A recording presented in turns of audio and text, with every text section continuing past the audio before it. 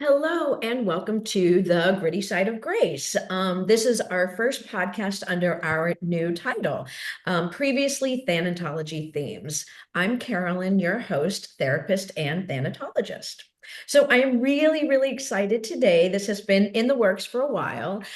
We have Dr. Jared Garcia here with us today, and I'm really excited. And we have a lot to talk about, and I think we're going to get into some exciting things here. Absolutely. Thank you. So I would like to introduce you. So Dr. Garcia recently graduated with his doctorate in social work That's from right. Loma Linda University with focus on clinical leadership. I like that. His dissertation is on humanistically universalizing Got it. HUG, HUG. We're going to talk a lot about that. It's amazing. I'm really excited about it. So these are advisory guidelines for hospice bereavement programs. Dr. Garcia has worked for Kaiser Permanente. How do you pronounce it? Permanente? Permanente. Permanente. Mhm. Okay, we call it Kaiser. Yep, that's we do too. Same. For over 14 years as a hospice clinical social worker in San Bernardino County in California. He is a founding member of Kaiser's Southern California Regional Professional Practice Committee for Clinical Excellence. Love that. Last year, he presented his dissertation at the 45th Annual Association of Death Education Counseling, that's Yeah. my people, conference in Texas. Dr. Garcia has also held adjunct teaching positions alongside guest speaking engagements related to social work practice and death and dying. Dr. Garcia is in the process of submitting his dissertation for journal publication. Congratulations. That Thank sounds you. like a lot of work. Yes. And you can also find him on social media, Instagram, Facebook, TikTok. Follow him, and we'll add this in at Grief Talk Doc. Yep. Okay. So thank you. Thank Thank you. you so much. I'm so glad to be here and just share information with your listeners and everybody. So this is going to be fun. This is really exciting because you're really starting um, something really new. Um, Mm. so yeah, do you want to kind of tell us a little bit about Hug? Yes. So basically, this is based off of my dissertation for grad school. And it's basically trying to look through all of the research and figuring out that for hospice programs, there was no rhyme or reason of how they were doing their bereavement services. So you would think that a Medicare funded program where agencies get money across the United States, that there would be some formalization of services, right? And I'm thinking, okay, well, let's just figure it out. So based off of the literature and everything, that there really wasn't anything concrete. And what the literature actually said was things were like ad hoc. Like ad hoc, like this is an ad hoc program that this agency added, or, what I also found out too, which was very interesting, is that agencies said, hey, what are you doing? Oh, you're doing this for bereavement? Okay, well, we're going to apply it over here. And that's a lot of how bereavement programs were formed. But there was not any formalized or evaluation tools that were used to um, initiate them or see their efficiency. So that's kind of basically what my dissertation was kind of about. So I created and formalized these just foundational guides. Can I jump Mhm. in for a second? Please. Because you're smart and you know this, but I think sometimes a lot of people don't know that when they have a family member on hospice, and I know, after the family Yes. member dies, the one thing that the Medicare benefit says is that they're supposed to get 13 months of bereavement services, but nobody knows. What you're saying is that wasn't defined. Nobody knows what that means. Right, absolutely. So Medicare basically says, hey, anybody who has Medicare gets to have these hospice services. Great. We're going to come to your home or wherever you are. Medicare actually pays roughly $218 a day, okay, for a patient on service. But with this is Medicare says that each agency must provide bereavement services. However, that $218 ends once the patient dies. So that's why agencies are in a pickle, I will say, budgetarily wise, because Medicare mandates it, but they don't provide the funds to continue it to provide those services. So it's up to the agency's discretion to Exactly. figure out how they want to provide services. And that's where the rub is, right? Yep. And this varies based off of agencies who are a nonprofit, for profit, and then everything in between. But yes, that's very true. Good point. So thank you. And you're right. It's because they're not getting paid for this part of it. So Yep, not at all. and I heard hospice gossip Yes. that there are some hospices that just send out like flyers or they don't even, I know, well, you'll talk, I know more about like groups and what they can do, but some of them are just not even doing that, or they do like a once a year, anyway, twice, and you probably know more about than I do. I just had heard that and I was like, oh wow. In my limited experience for the two hospices I worked for, we did have limited bereavement counselors. I'm sure you Yes. can talk more about that though. It's very true.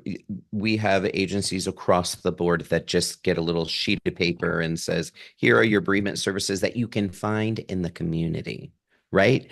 Or there's just educational resources of pamphlets and things that they give bereaved. And that's a real um, uh, discrepancy of agencies who have intense, and Mhm. I'm going to say meaningful services for bereaved. So, Medicare's, they're both right in Medicare's eyes, right? Because they have something. Yeah. But what my work was trying to do is what could be the bare minimum that can be provided in standards and services across the United States. And when we think about that, can the little mom and pop hospice agency in Idaho, that's in a rural area, can provide the same services as a hospice in California that is humongous and is backed by millions of dollars budget, right? Trying to figure out what would be the bare minimum that both of these agencies would have to provide. And that's what my work was. Yeah. Wow. Okay, big challenge. And I'm just going to add in very quickly. I Mhm. I worked for a nonprofit hospice, and I don't want to get in trouble, but they started to, it really seemed to become more like a for-profit, which I think is probably happening across the country. And I just wanted to put that in there, just as It's very true. And I found out some of that from my research too about how nonprofits and for profits are um, utilizing services or not. So, oh, absolutely. okay, great. Okay. Will you go through maybe some of these guidelines and fundamental principles? Yes. So, you're talking about the guidelines for HUG or Um, the HUD advisory guidelines, yes, and fundamental principles. The you formulated your based on the formulation based on everything you wrote. Is that what we just talked about? we talked about that, yeah, a little bit. And maybe I don't know what would be helpful is to kind of just talk about the other part of this was me trying to unpathologize grief. Right. So, right, so maybe just touch a little bit based off of that might be helpful for people. Um, Uh, yeah, so uh, when I was looking at this stuff, hospice programs use pretty much pathologized screeners. So mhm. when we talk about pre-grief, right, pre-death, a hospice social worker will go in and say, I want to know what your grief risk is. And usually those screeners are based off of pathology, right? Prolonged grief disorder, all of those things, right? And in my viewpoint, those are limited, right? Those screeners are limited because it's only using pathology as the basis for whether it's good or it's bad. And I want to bring this to people's attention, especially I know you have students and you have, other people who are in this area for prolonged grief disorder. When it was originally um, being formulated, they had three studies that were done that the the disorder is based on in the DSM. And there was three. There was one from Yale, there's one from, I believe, the Netherlands, and one from Oxford. They took basically bereaved people, and these studies were participants were high. The least amount was over 275, and the most was 700. And out of all of those, the percentage of demographics of them, 92% or higher were Caucasian. Right. Yeah. So if we're talking about getting a formulation of how grief is viewed, how grief is affected by people, the Foundation for Prolonged Grief, they only really use participants who are mostly Caucasian. That's, limiting in itself, right? And wanting to understand that I'm not sitting here saying that diagnosing is not helpful, because it is. But I'm just wanting to point out that there are limitations to it. And especially with grief, there's culture, there is your biology, that's how you think, that affects how somebody is affected by grief. And we as clinicians have to take all of that information into account and not solely base it off of a criteria that's just pathologized, right? I think that's huge and important. So I do hear what you're saying, and as you know, the hospice social worker, I mean, we were trained and we are supposed to do, which I love, a biopsychosocial spiritual, which includes cultural and religion, financial, and now some social workers are doing sexual if appropriate, which for some Mhm. it isn't, Right. So seeing them as a whole human being. And then Mhm. once we do, like you said, the grief risk assessment, that would be part of relaying that information to the bereavement counselor, right? Absolutely. And I think sometimes where agencies, not necessarily maybe clinicians and social workers, is the screener is the screener. Right. So even if I did a biopsychosocial assessment and saying, okay, I'm taking all these into account, if I have a screener that I have to fill out, it's either going to put you in one group or the other, which makes it limiting, right? And I can say as a clinician, this screener is just one aspect of it. I've done all the biopsychosocial that we have to take into consideration, right? It's Yeah. huge. And so I think that that's the thing where these agency, I think, rely sometimes too much on just the screener. And then it goes into their systems and their electronic medical record. And then it's flagged that this person is high risk, right? Even though I, as the clinician, may say, no, no, no, they're not. I just Right. had to fill that out, Right. but I Right. can justify it, right? So those Yeah. are the things that are kind of agencies rely maybe too much on sometimes because it's a checkbox, right? It's a requirement for Medicare. We understand that, but it's limiting is the big thing that, is huge. And that's why this work is important to see the person, like you're saying, as whole. Let's take all of those other things into account and create a picture of what grief or possible grief factors may look like for this person that's sitting in front of me. Absolutely. And in my private practice here at the Center for Integrated Grief, I mean, that's what we do, but of course, I'm not some big agency, so obviously it's very different. Right. Absolutely. But you're right. I didn't think about it. I mean, when you were talking, I almost started laughing, and it's not actually funny, but I remember at one point they instituted, we had to, I forget what this was even for. We had to check what ethnicity the person was. Mm. And New York people are diverse. I'm like, and they could be different. Like, I'm like, how am I supposed to put this person in a box? In Like, one box, usually, yeah, right? a Like, lot of times yeah, people are like, they're black, multiple you're things. white, Yes. whatever. And I'm like, like, Yes. what do I check? And sometimes I'd ask the nurse and she's like, I don't know. We were like, Right. I'm like, what, how, anyway, so I'm laughing, but it's probably not funny, right? Like you're saying, it's these boxes and you had to do this. And, I was just laughing out of like, it, No. And that is the landscape of how hospice is, right? Because the requirement is you have to have an electronic record, right?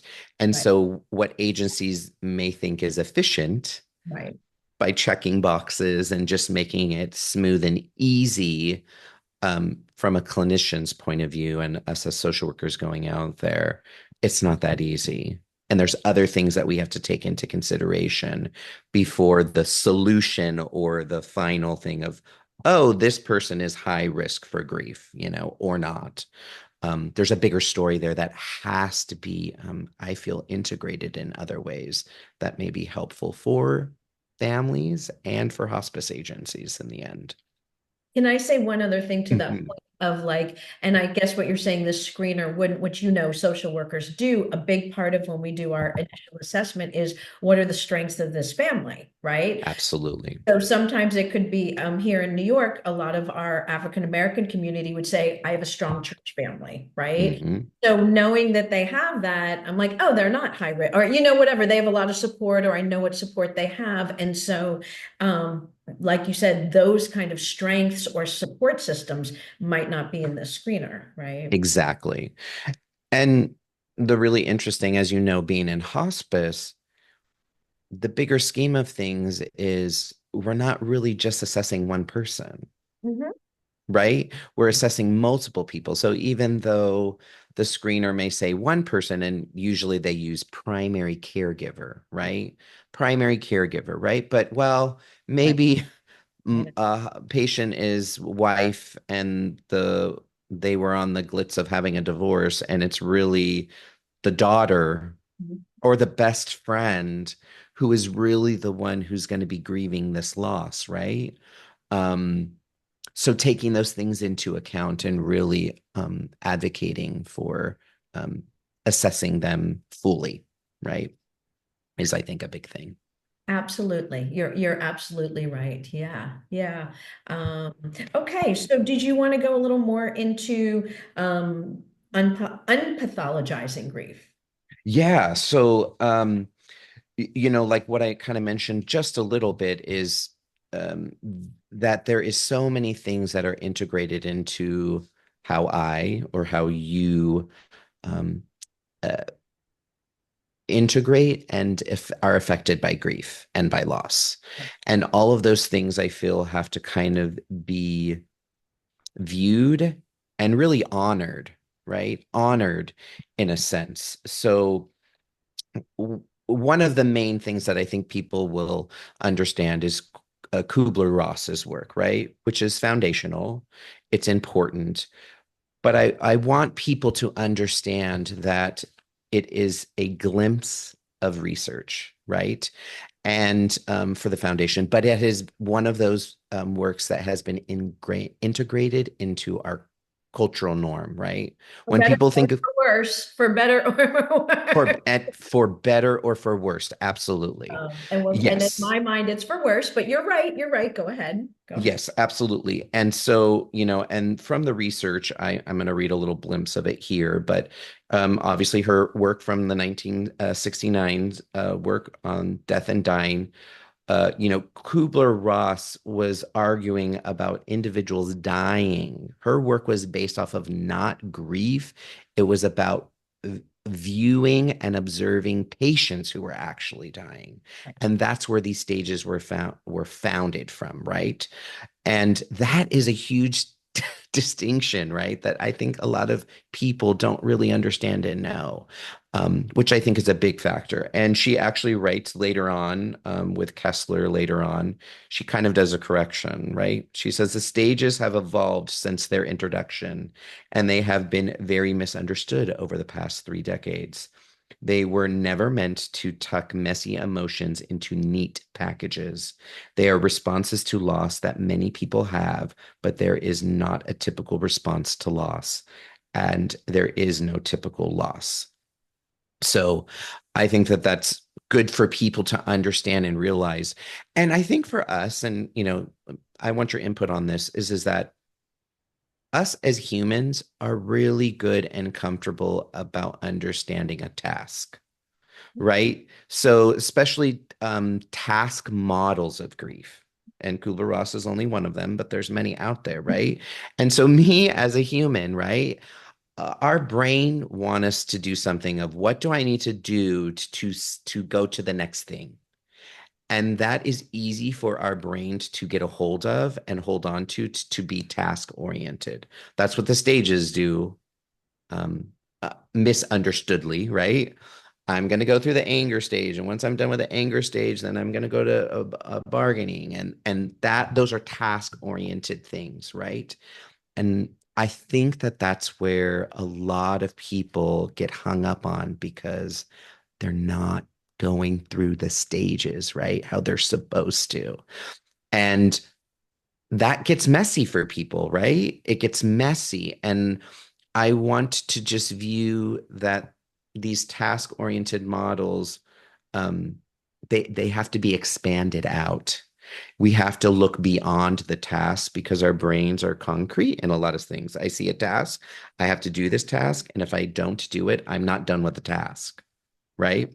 So I think it's big for people to just understand and realize that I think instinctually, maybe our brains know that that's not the case, but I think the security of like, I'm done with that task. Oh my God, I feel so much better about it is nice. But then you have the flip side of why am I still angry after a year he's been gone? Why am I still angry? I'm supposed to be done with the stage, right? Yeah, That I mean, so I'm just going to jump in, and Dr. Garcia knows I am really not a fan of Kubler. right. Yes. The reason is because in my experience, nothing she ever said really fit with my dying patients or my grievers. Here's my thing. She Hmm. is not a social worker, and she did not Yep. understand human behavior. So she didn't work with people as individuals. She didn't Right. understand, you could be angry, not, so she didn't understand pi, person and environment. The age Hmm. of the person that's dying, the age of the person who's grieving. These are all really important. So Absolutely. I'm not going to go down my soapbox, but Right. I do just I don't feel that she didn't have the train she didn't have the training Right. to work with people as individuals. She didn't understand the biopsychosocial spiritual. She didn't. And so I think people are angry for many different reasons, but people don't die in a like a bubble. We die in the real world, right? Absolutely. It could be your culture. It could be your socioeconomic stat. Anyway, I'm going to get off my soapbox, but No, I really agree with you. And that's the yeah, point of bringing it forward, that it's very limited. right. But the unfortunate thing, right, is it's been exuded into our normal culture of that's how we grieve, right? And I think, a good reference to have even before this is, in the 1950s and 60s, I'm pretty sure uh, Jackie Kennedy, when, JFK died, and she's standing there very stoic, right? And not showing an emotion.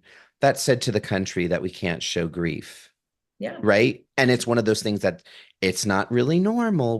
That's not really the healthiest way to do things, but that has what has been ingrained into our culture. And Kubler-Ross, like you said, for better, for worse, has created, these um, flag marks, flagshipped places to, talk about grief. And I want to say this, in regards to task-oriented models really quickly.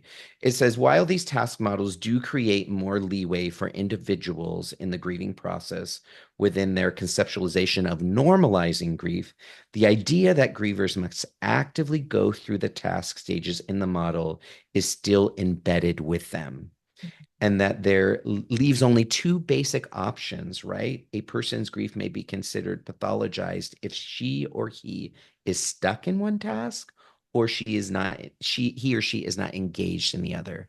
And I think that that concept is troubling for people, right? Because they want to, I'm pretty sure you've heard this, I want to be a good griever, Yeah. right? I want to do grief right, Hmm. right?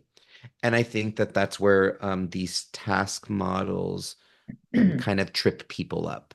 And it's unpathologizing them and understanding, like what we're talking about, all of these other things that are in my life affect how I'm going to grieve. And those things, a lot of them are normal, right? A lot of them are normal Yeah. than what a book says, right? A Yeah. DSM book says. And I just am going to say, and I know you use the word normal, but I've sometimes with my client, I'm like, let's not even use that word. I But what completely agree. Yes. and what I want to say, and again, I'm not a Kubler-Ross fan, but I had a client, a young client. I work often with people under 30, and she said, and this is very true, grief is not just about grief because it's your whole life, and there's so many pieces and parts to it. And I recently had someone who came to me she saw I was a grief specialist, and within the second session, I realized this was about changing family dynamics. I mean, yes, we did some grief work, but it was much more about this dysfunctional family and how the person who died was, anyway, I'm kind of going off on a tangent, but No. so many other things were connected to this death. So I just want to say it's bigger than It's that. bigger than that. And to expand on what you're saying, I had a supervisor who was a nurse who was questioning my bereavement services with a woman who we were going over her finances. And she was trying to figure out, like, what is this? What is this? And my supervisor said, why are you going over her finances? Oh, you're supposed to be talking about grief, Mhm. and that's not it. And right, we're Cute. looking at each other because we know that is probably a task she didn't do because her husband did it. And now it's a new role she has to take up. And we have to figure and develop, those strength perspectives. Yes, you can do this. This is something new. We got to work with it. And how do you feel when you're doing it? Right? Absolutely. That's grief. That is Thank you for grief. saying that. Thank you. And I just want to add one thing for our viewers out there because someone did say to me they had a very good friend who was really supportive in all these ways, but the person who died was kind of young. It was unexpected. Mhm. Anyway, the griever said, I'm really worried about money and was chastised by this good Mm, friend who was like, why are you thinking about money? And as you said, it's all part of the experience. It's okay to be worried about all these different, this is part of grief, right? Like you're yes. saying. So I think this is important for people to hear. It's okay to be worried about money. That is part of it's okay to be worried about these things, right? This is really important. Because grief affects every aspect of your life Yeah. in one way or another, Yeah. you know? And so we are communal people beings, right? And so my loved one or whoever I lost was in my life in many aspects of my life. And therefore, I am going to have grief responses and emotions with many aspects of my life. And that's part of it. And that's okay, right? But yes, the limitations of understanding that these aren't task oriented things, I think it's really good for people to know and understand because it's beyond that. Yeah. Yeah. Um, okay, this is exciting. Yes. Okay, good. And so yeah, we've gone through the task models. Anything else about that, or did you want to move on to something to kind of our next topic? No, that's it. And I don't know if it would be helpful for them to, do you want to talk about the frameworks, just generally overview of them? Because that's kind of what we've been talking about, right? Um, So my work has kind of been based off of two theories, and one is the social ecological framework, and the other one is the social construct framework. And honestly, just the basis of this, right, is that everything is interconnected, right? And there may be a graph that may be shown a little bit later, but when you think of the ecological model, right? Starts with the individual and the individual and what its components are, right? Gender, age, social economic status, marital status, all of those things and how it affects your grief, right? The individual aspect and fear of it. It's huge, right? And it's like we could spend a whole podcast, right, on each one of these things and how it's affected, how males grieve differently than females, right? And all of those things that are encompassing. So that's the first little thing. And then it's the interpersonal, right? our support systems, our relationships, right? Disenfranchised grief, right? Huge sibling grief, right?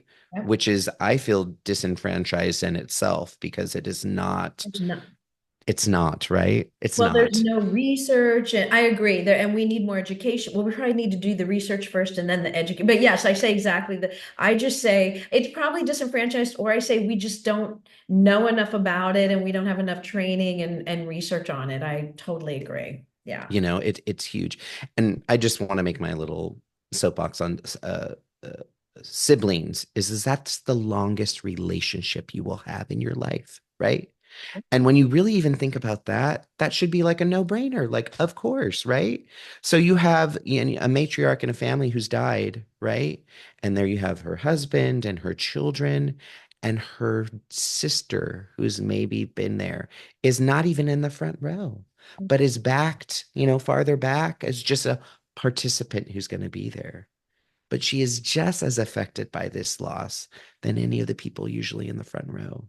So, right? That's a snapshot. Huge, Totally. huge, Couldn't, huge. like I say, I'm like, there's not enough research and we need more training. I totally agree.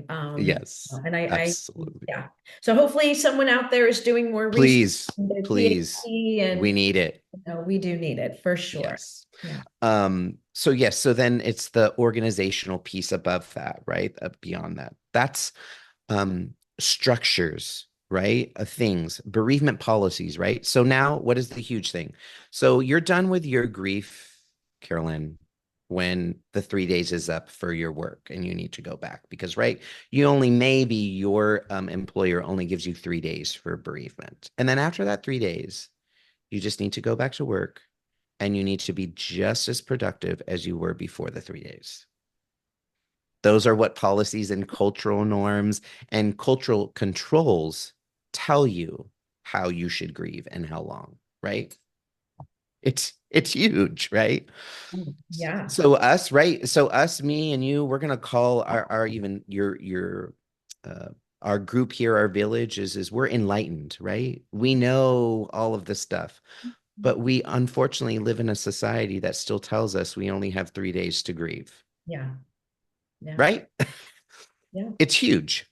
So those things also play a factor in the aspects of grief. And then societal, right? What does our society say about it? And how our society here in the United States differs from others. And when, right, we're the melting pot of the world in a lot of sense, and when somebody else who has a different cultural or belief or value system than you is grieving differently, and then what do we tend to do? Go, that's odd, right? That's not how we do it here, right? Or, um, so understanding that societal also has effects on grief. And all of those components, all of them are elements of how we are going to cope, how we're going to rise to the occasion, and how we're going to struggle through grief. Yeah. That's kind of it in a nutshell. So, by using those theoretical frameworks. And to me, it makes perfect sense, right? Because it is all encompassing. It affects every aspects of our lives. And that's grief. That's grief. Yeah, and thank you for going through the social ecological, because that is sort of part of the pie, the person and environment, which I talk. It's very much connected, and that, like you said, those same things. And you're right, it's all these different. It also reminds me, I do a lot of parts work and shadow work, right? Mm. And it's true, like we have all these different. I mean, you have your grieving part, but you're also grieving in different ways. And so, thank you for really kind of going through all that, though. Yeah, no, it's big. And I think even with grief too, we've talked about this too, is that loss occurs pretty much the moment we're born.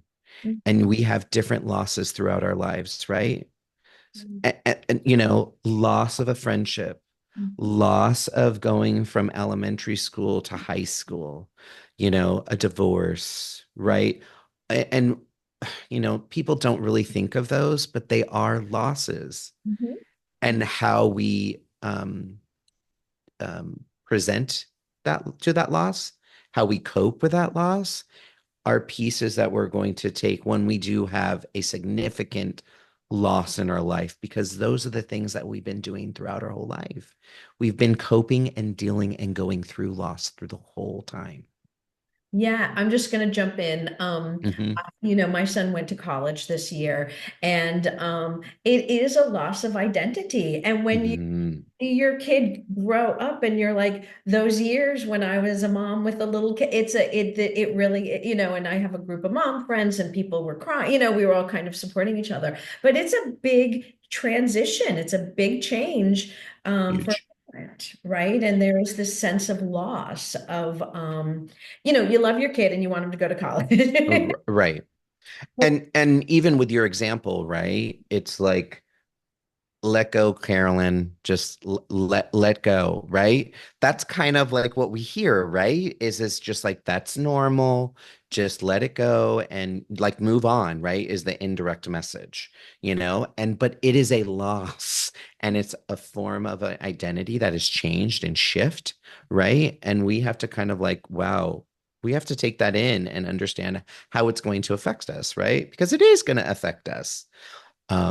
So yeah, that tug and pull, right, of the social expectations, but understanding and acknowledging and taking the time to identify that as a loss is big.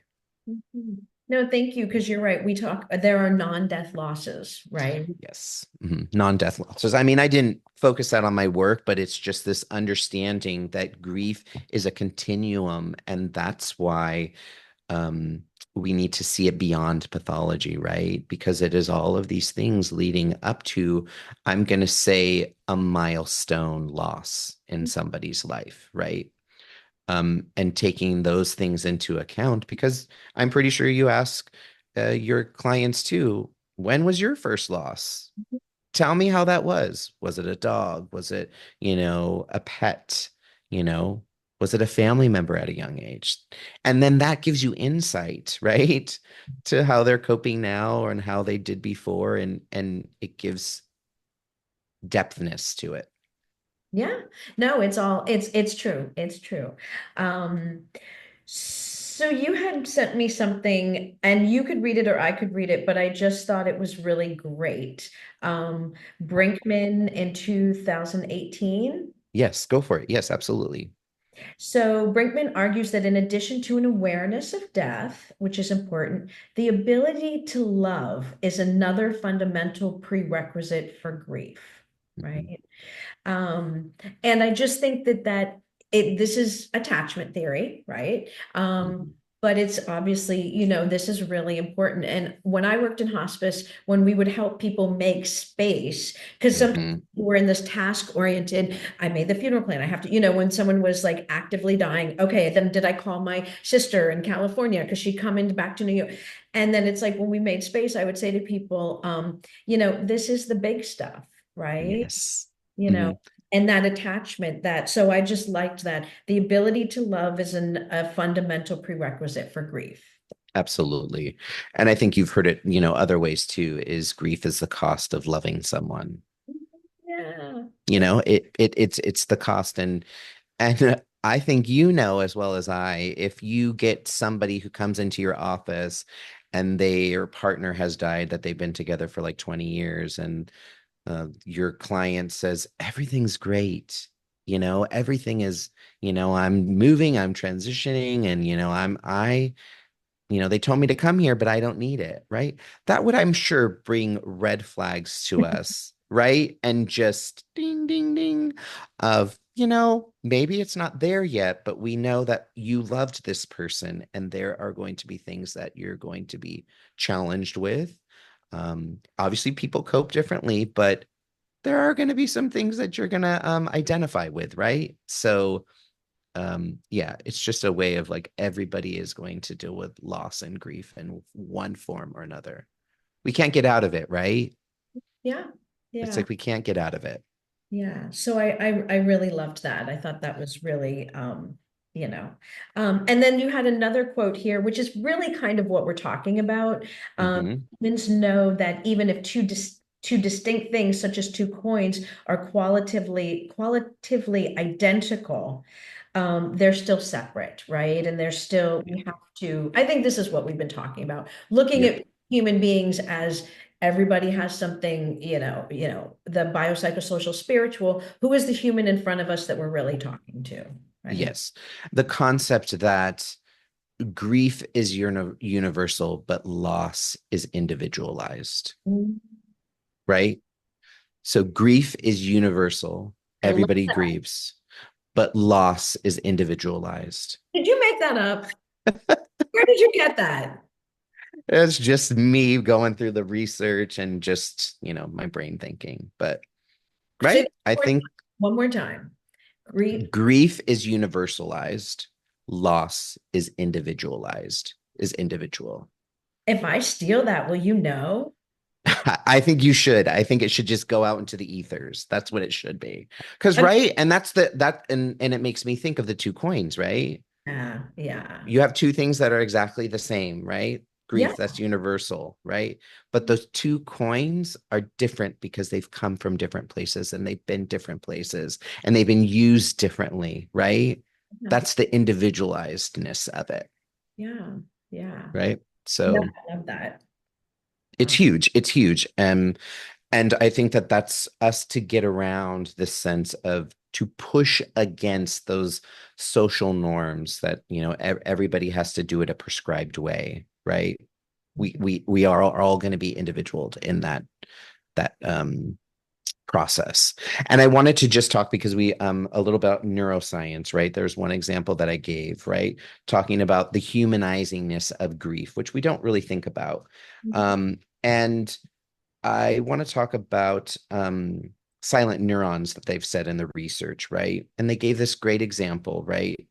And of a woman and a husband on a beach, right? And they're talking to each other, and the wife is holding the baby, and the husband says to the wife, okay, honey, I'm going to go into the water. Okay, let me put some suntan lotion on you, honey, because you're going to be out there for a while. Gives her a kiss on the neck, and goes out, right? That memory happens before he dies, right? The silent neurons to that is that him holding uh, her holding his hand and him kissing her and him yelling his name to say, don't go in too far, don't go in too far, will never be reactivated again in her brain, right? Those silent neurons will never, ever be connected. And we really don't think about it that way, but it's true, right? The smell of the suntan lotion on his skin, right? Those are all gone. And the research has says the only way that those neurons are going to be reactivated, what they've shown is when she sees a picture of him, Okay. you Wow. know, but all of those other, and how many times did we say the person's name in a day? How many times did we have physical touch? Yeah. All of those things just dissipate. They're gone, right? And I think it's just really a profound thing to think of our biology and understanding that even too takes um, transition, that takes adjustment to that, right? We wonder why people are sad and depressed and during this time. Well, that has an aspect of it, right? Our brains aren't going off how they usually go on. It's huge, and it normalizes to understand that makes sense, right? My brain isn't even working in that capacity anymore, right? Because we catch ourselves too, right? I was just gonna say, like, oh my God, something great happened. I'm gonna call mom. And then you go, oh my God, I Yeah. can't, right? I've had yes, absolutely. And I had a client who was in a cab on the way to JFK and was like, oh, I have to call my person to tell, and was like, oh my God, yeah. And you reminded me too, because we do a lot of the Robert Niemeyer, the three R's, Mm, restore, rebuilding your life, yes. and also remembering how do we continuing bond theory, how do we, so sometimes Yep. I say to clients, as I'll say, I'll touch myself, I'll say, your person is not, I know they're not physically here, right? Mm, And that's kind of what you're saying. The physical presence of that person is gone. And then I'll say, what can we do for continuing bond? Well, whatever. But it is what you're saying. They're not gonna put the suntan lotion or hear the voice. That is true. Wait, mhm. it's kind of connected to what you're saying. Like Absolutely. they're really not here, right? So I do validate that, and we do kind of talk about that. Like, yeah, because Yep. it is huge. It's part of, and I think, some of the models that I use, shock is the first Yeah. stage, and Mm. I see it all the time. I mean, I'm working with clients now who, and they know the person's gone, but it is like you said, your brain is like, how do you process this? It's a void.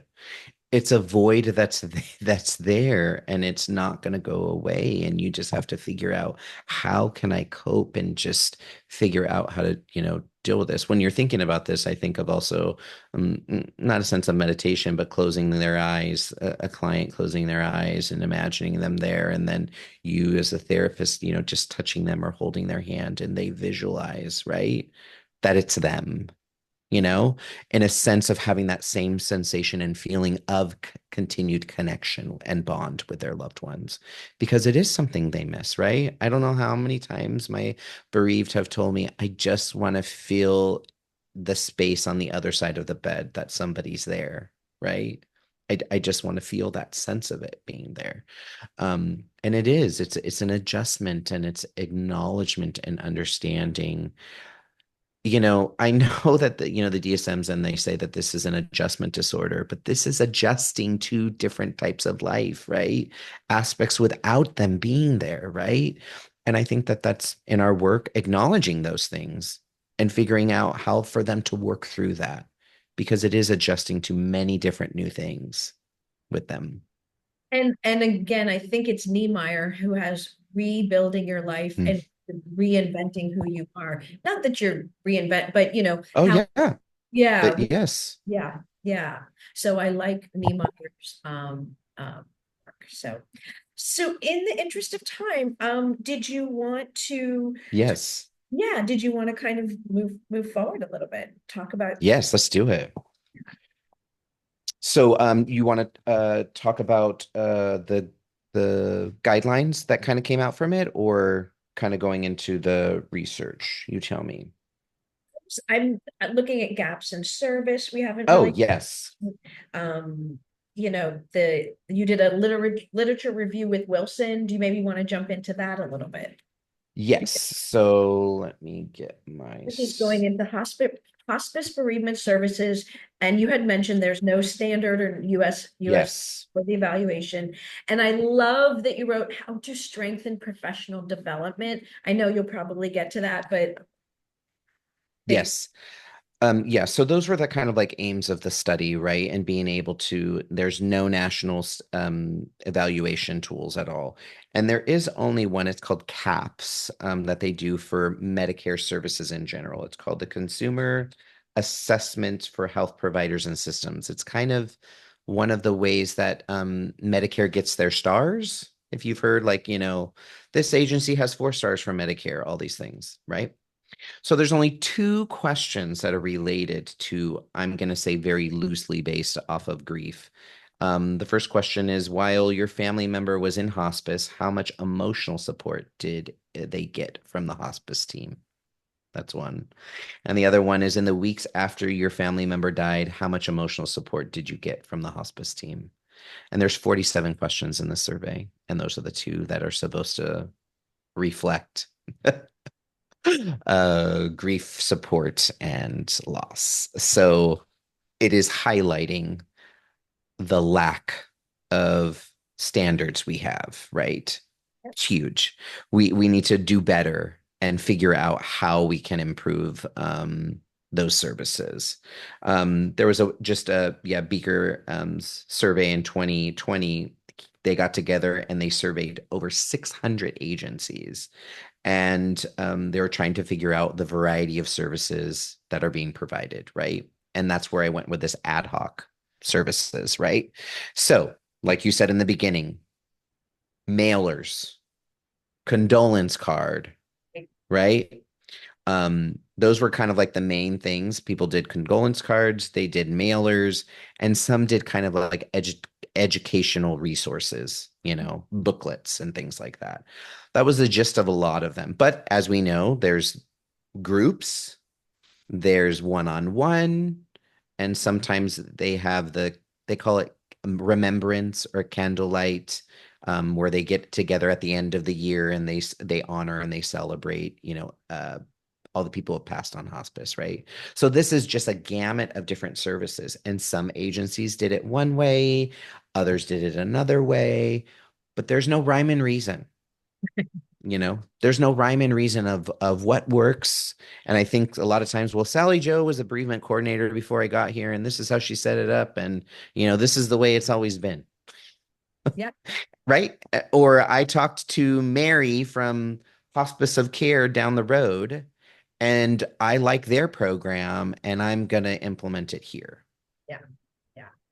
right? So there's not a lot of research or clinical anchoring of how services are being, provided. And that's big, and the other thing that I like to mention is staffing. Staffing variance changes hugely, you know.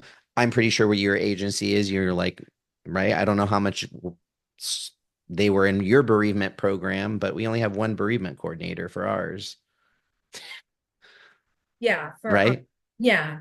And it goes back to, I think what we were saying is that hospice doesn't get paid for bereavement. So we had many social workers, and then where I am, it's a high population area, Oh right? yeah, And I mean, I think we had two for all of Brooklyn, or which is, there's over 2 million people.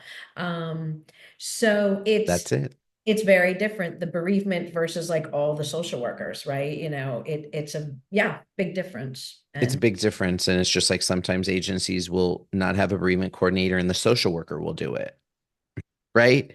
Or sometimes it's the social worker slash chaplain, right, right. right? So it is a vastly different, thing. And I think the hardest part for my work is coming from a clinician's point of view is we have to have these things in place, right? This is going to make grief work better and bereavement services better. But what I had to pull back from is I had to go with how can I do these standards within the requirements and the regulations. I can't change the regulations. I can't change that a bereavement coordinator doesn't need any educational degree to be a bereavement coordinator. I can't change that. That's the Medicare requirement is that they have to have some education in bereavement and grief and loss, but that's it. So it could be anybody, right? You and me would say they got to have at least a BSW or something, right? Or just some type of education, formal education. No, I would like to implement that, but that's not going to help make change now, right? So it's being able to figure out how I can have these types of standards within these regulatory guidelines that are in front of us, right? Huge, right? I had to pull back multiple times and people had to tell me, but the regulations say you don't need that. Okay, well, you're right. They don't. So, And I'm just going to jump in because Dr. Garcia and I had had a talk before about this, and you said that. I didn't believe you. right. Yes, I know. I mean, the agencies I've worked for, the bereavement counselors were they were like LPCs, they were licensed professional counselors, or what LMFTs. LMFTs. Yep. Yeah. They had some counseling experience. They weren't social workers, but that's okay. They were count in that. So when you told me, I was like, is he saying this true? Like Yep. and it's upsetting though. Frankly, it's upsetting that yeah, because how are people supposed to really get the support they need, if the person doesn't have even, counseling experience, right? And I've even had in my practice people who've just had business background, and that's it. And because there is no, it may have like just a CEU or something, or just some type of, or volunteered at another hospice agency, and that's it. So it's very frustrating, right? But being able to how to make change with what currently is in place now was kind of my focus. And like, I have to go with something. I want to be able to have people implement something, right? That was the goal to do that. Um, Wow. so yeah, Okay, well, big challenge, but I know you took it on, so yes. that's a good. Um, so do you want to go ahead? Do you want to talk a little more? Did we touch on your methodology and some of your Oh, actual? yes. Can we jump to that? Yes, absolutely. So basically, mine to get all these bereavement coordinators is I did some cold calling, right? So I basically, the criteria was pretty easy. They just had to be a bereavement coordinator at a current hospice agency. Their agency had to obviously be licensed and acknowledged by the state. And they had to be willing to do the survey. So that was basically the nutshell. My research was just based pretty much in California, so I tried to just reach out to people in all across California. And I don't know if you've done some cold calling, but it's just kind of, hi. First, nowadays, it's just trying to be like, I'm not somebody who wants something from you, right? I'm not, I had a wide range of initial approaches on the phone, which was very interesting. But I think some people thought I was like the state calling and asking and just very hesitant. And I'm like, no, no, no, I'm just trying to get some information. That's all. Um, so yeah, so that was interesting in itself. So I was able to get that information and I had a list. It was a CMS list of hospice agencies that were in California. So I had a whole list and I tried to call people that were agencies that were from different buckets. And what I mean by that, some were nonprofit, some were for profit, some were like federal and state agencies, right, for hospice. Yeah, I'm going to call it government. So I was trying to like do VA and like things that, right, that are government agencies. And then I tried to have a bandwidth of different hospice census patients, right? Small agencies that only have like 50 patients and some agencies that have over like 500. So being able to understand, right, bereavement coordinators' viewpoints from different kinds of points of demographics, right? So, and California is a pretty diverse state, but trying to be able to get different factors in place. So um, that was that, and the survey was pretty um, inclusive of different things. So some of it was just demographic information, right? The zip code, years of service at the agency the bereavement coordinator was at, their degree level, what kind of degree does the bereavement coordinator have? Then I talked about staffing. How many staff are in your bereavement program? How did you develop your bereavement program? What did you use? Barriers to your bereavement program, right? What kind of barriers do you have? And then the services they offered. And then the last part, I just asked them important questions of national standards. Do they think it's important to have national standards? And what services do they think they should include in national standards if there were ever any? So that was kind of the gist of the survey. So basically, they did them. I had 69 respondents, 23 of them filled out the survey. And it was pretty interesting. I was shocked by actually how many people, bereavement coordinators use different types of services. So uh, it was it was very interesting how like the nonprofits and the for-profits use them, and the for-profits were utilizing services and referring out to the nonprofits, which I thought was very interesting. So the nonprofits had very integrated systems, a few of them, right? It was very, very important. And the for profit did not. And they were just giving pieces of paper and saying, here, go to this nonprofit, right? Go, they have services there. Go, they'll help you. So huge, right? Huge, huge, huge, huge. And nonprofit is just trying to make it, right? They're just trying to just get services for people as best as they can. And they couldn't, right? Or and they had to push them back and saying you, which I thought was good. They had to be able to, tell them you have to provide these services for your cohort of people. Um, so yeah.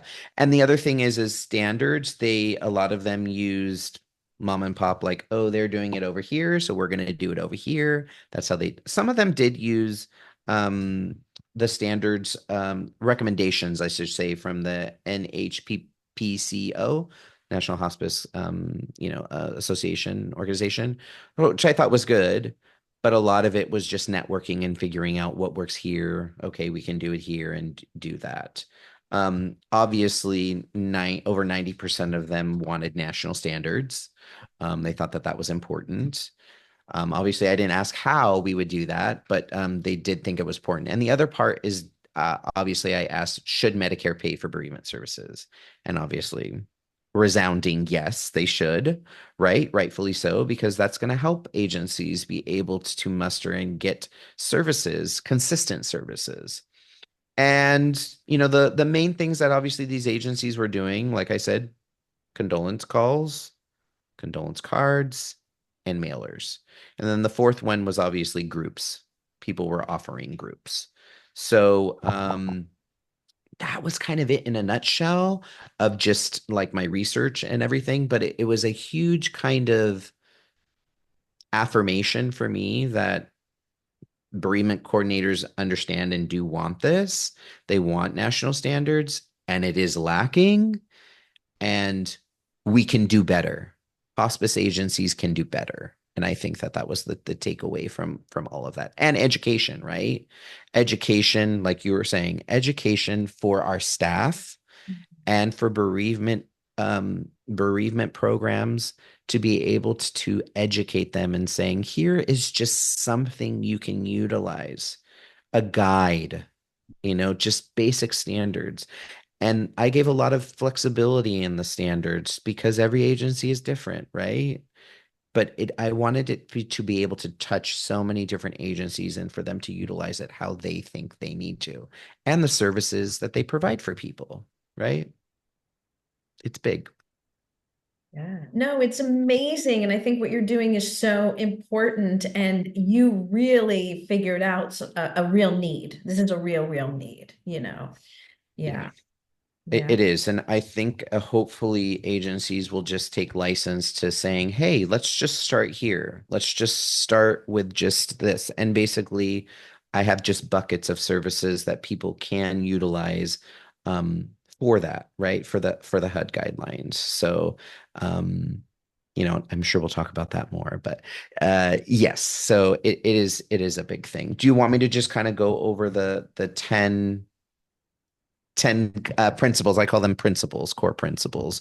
And these are basically what came out of the research and, my survey of just understanding bereavement services. So these are, and I left it up to people. These HUD guidelines can be utilized with a bereavement program or not.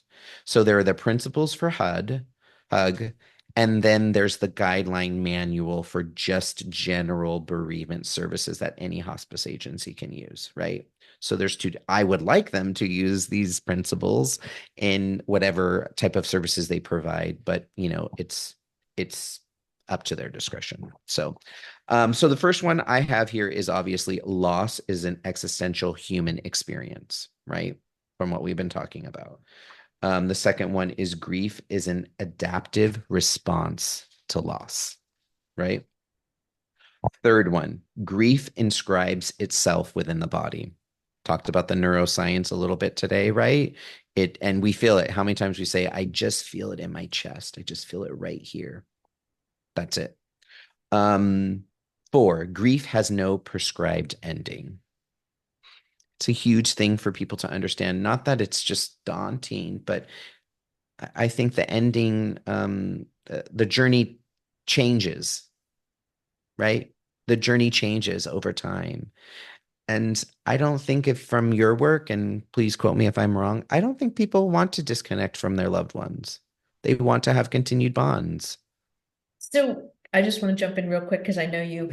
Yeah. It's interesting because when I'm working with the client who really is rebuilding their life and we talk about their loved one and we're talking about continuing bonds. They're not in acute grief, or I'll work with someone Mm, and then they move out of acute grief, and then sometimes we'll work on something else, but then it's like job, whatever, and then it's the anniversary, and so it's really interesting because I'm like it just brings up this question of what is grief, because we talked about the continuing bond, but they weren't in acute grief and crying, but we were talking right. about their loved one. And so I'm like, I almost feel like we need a different word. I mean, Yes. it's grief in a different, you just said it, it It changes changes. something else, right? So when I'm doing my note, I'm like grief counseling. I mean, I did do, but but I don't know, like it's Yeah. like because it's this different way that it has shifted. And of course, we talk about the person, we love them, and we're still. So anyway, I'm going off on a tangent, but you're But right. It's that's shift and change, it right? shifts and change. And I don't know how many times, bereavement programs we're supposed to provide services for 13 months for hospice. I get a lot of calls at 12 months because what happens at 12 months? It's the anniversary, right? And so all of these different things kind of come up, right? And then we're just like, well, they weren't in acute grief to begin with, right? But then here we are in this new set of feelings and changes that happens 12 months later, right? It's not acute grief. I want to add to that. I often get Hmm. people in my private practice who do come to me in that second year.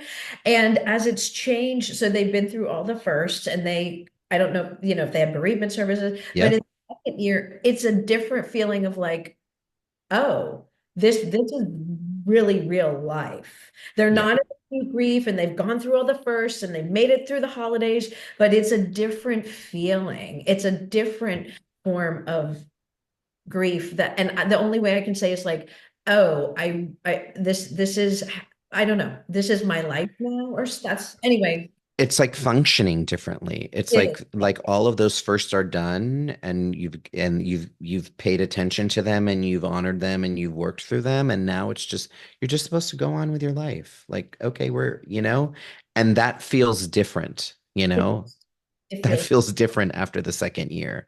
So, yes, it's not a prescribed ending. yeah, and it's a different changed in journey. I like the way you said that because it's different. It's a, yeah, Yes. just wanted to add that. Yes, absolutely. So we have five is grief is not solely an individual experience, right? It's not. It affects so many people. Yeah, yeah. So six, grief's duration, intensity, and experiences are unique for every individual, right? We know that.